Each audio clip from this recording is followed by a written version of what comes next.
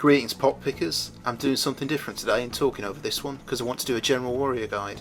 There's a few warrior guides around, but they seem to be aimed at people with learning difficulties and need someone to read the ability tooltips to them because the words in the description are too hard or some shite. I'm going to try and give you a guide that doesn't focus on the bleeding obvious and might actually teach you something. So without further ado, let me start with the most awesomest thing about Warriors in TERA. Boop! You've probably seen complaints from new players QQing about not being able to move around and jump while they attack. If you play for a while, you'll know that the locked animations are important for the combat, but as a warrior you don't have to worry about standing still while attacking, because most of your abilities move you a fair distance. Once you realise you don't have to face plant on the front of a mob just to hit it, you can use the movement of your attack animations to dodge around things. So to start with, here's combo attack. You might have noticed the aiming of combo attack is a bit odd. Most of your attacks go to the crosshair, but combo attack travels in the direction you're moving, like the dodge roll. It also steps forward slightly with each hit, so it has some movement to it you can make use of. If you try it, you'll see combo attack hits in a full 360 degree circle around you. There's no need to aim it at a target, instead you should aim it where you want to move. You can circle strafe mobs without much trouble just by doing auto attack to the left or right, and keeping the camera facing towards them. Or you can strafe left and right in front of a mob if you try not to turn it, say if you're tanking. Next up, Rising Fury is the most underrated ability you've got at this level. This thing is fantastic. The tooltip tells you it deals more damage when you're low on life and reduces the damage you take while you're doing the move. But forget that shit, the reason why Rising Fury is great is because of how it moves you around. The first press of it makes you charge forward faster than your normal running speed in combat, so it's actually a mini gap closer. The second press is some recovery, but you can cancel that recovery into a roll. So Rising Fury into a roll will gain ground on somebody who's running away in PvP. As well as closing the gap, you can also move around things while hitting them. You don't have to aim Rising Fury directly at stuff to deal damage, so you can slip around the side of a mob to get behind it, and hit it with Rising Fury while you're moving. You should really use Rising Fury instead of running anytime you need to reposition, as it's faster and deals damage. While tanking, I treat it like an additional dodge, as you can get out of the way of stuff quite quickly with it. Using just combo attack and Rising Fury, you can solo a lot of BAMs without really having to roll or use death from above at all. It'll take a long time though. I'll mention Pounce as well. I didn't think much to Pounce when I first got it, but you can do some nice stuff with it. What you need to remember with Pounce is that the hitbox at the end of the attack is deceptively massive. It hits in a big circle around it, including behind you, so you don't have to pounce directly at things. You can aim Pounce around the side of a mob and land behind it, or at the side of it, and then turn the camera around and cancel it into Traverse Cut or Rain of Blows, which interrupts the animation and hits the mob in the back. Here I land Pounce at the side of the mob, and then use Rain of Blows along the side while still hitting the mob. Any ability that has any movement to it can be used to move around as you attack.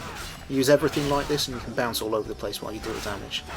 If you're one of those lucky jobless bastards with a gold double attack speed weapon, the increased animation speed will make you move forwards faster with these abilities, so it helps you close gaps in PvP, and it doubles as a movement speed boost. Since I'm clearly a skillless casual, I haven't sleepwalked through the required number of Cultist Refuge runs to have a gold weapon and demonstrate it, so I went and got the next best thing. Check out this bad boy. Enchanted double attack speed green weapon. When you mix this with an attack speed prop, you go like Sonic the Hedgehog, as I'll demonstrate here in real time. Incoming hostiles!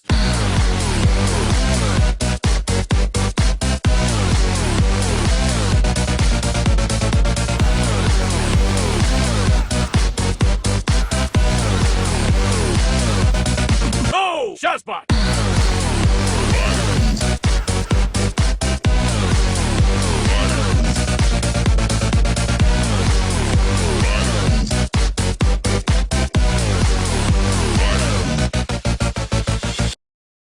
Tanking. If you're going to tank as a warrior, you need to remember that you can't tank a boss the same way you would solo a BAM. Your goals are completely different.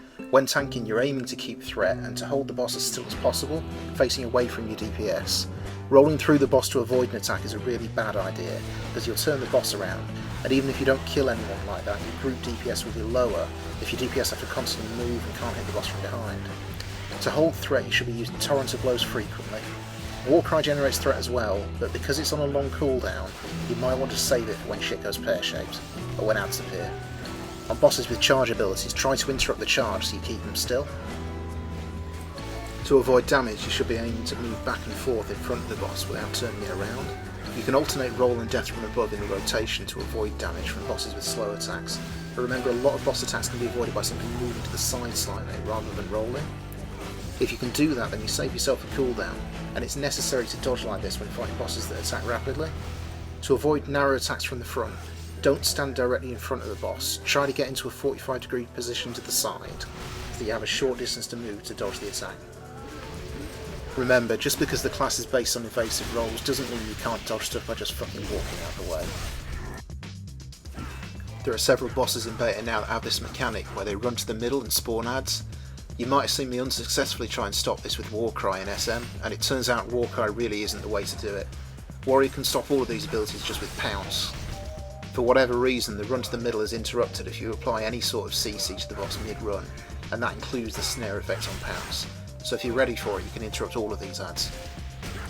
It's not always easy to pull off though, so if you do miss them on a boss like the Cultist Refuge bonus boss, keep in mind that the smoke clone causes all of the adds to teleport on top of it and kill themselves for free for no apparent reason.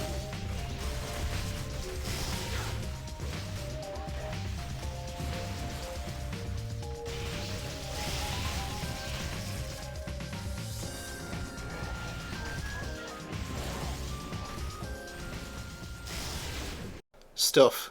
Not much more to say here, but I'm just going to throw in some pointers on crystal setup. The setup for tanking is fairly clear cut, so I'll run through that. If you're tanking in a group, you want the following. 1 magical fairy crystal of do 13% more threat. 2 fabulous rainbow crystals of regenerate mana every 5 seconds. And 3 lots of blue suede designer crystals of take less damage from bosses. You might swap the mana regen for damage if you group them with some hyperactive mystic who keeps shoving his blue balls up your arse, but otherwise these are no-brainers. The percentage damage reduction against bosses is dramatically better than everything else you can get at 38 for defense, assuming it simply does what the tooltip says it does, so hoard them. If you're doing DPS in a group, it's normal to stack all the crit multipliers you can find, which is fine, but warriors are very mana intensive, so there's something else that's worth considering. Flagrantly homosexual crystal of regenerating mana when you crit stuff in the arse. As a warrior you hit stuff quite a lot, which means you crit stuff quite a lot too. As it happens, if you're hitting a tank boss in the back, one of these crystals will proc all day and give you infinite mana. I find it well worth a slot and always carry one around. The other neat thing about this crystal is that it gives you a prompt when you're actually hitting stuff in the back, which is handy because hitting stuff in the back doesn't work the way you'd expect it to. Unlike other MMOs where you just need to be in the rear 180 degrees of the mob, in TERA you need to be right up directly in the mob's arse before it counts as a back hit. Some animations also seem to turn the boss around but don't actually change its facing until the end of the animation, so it's often possible to back hit things in the face.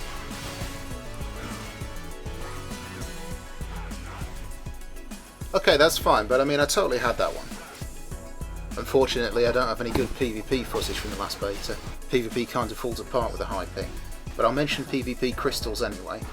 I personally use movement speed in combat, mana back when attacking players, increased crit multiplier when below half-life, mana back when being hit, and then some random defense like extra life. Those are up for debate, but I recommend the PvP mana recovery crystals over any MP5 versions. You hit a lot so you get good return on these.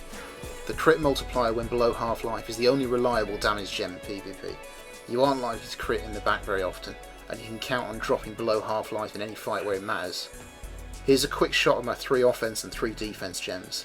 Yeah, I said 3, not 4. You fuckers on welfare can shove your 4th crystal up your arse. I'm about done with this guide, but perhaps I'll have more stuff for you next beta. For now it's time for me to fade out and leave you with the rest of the footage of me soloing Cultist Refuge in blue welfare gear like a boss.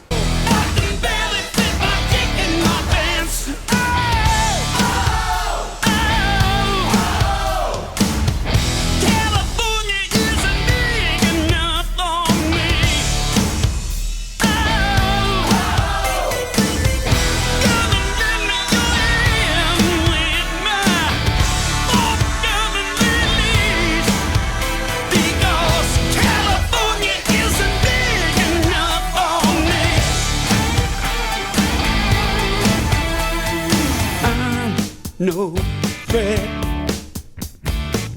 that can make your bed rock, baby.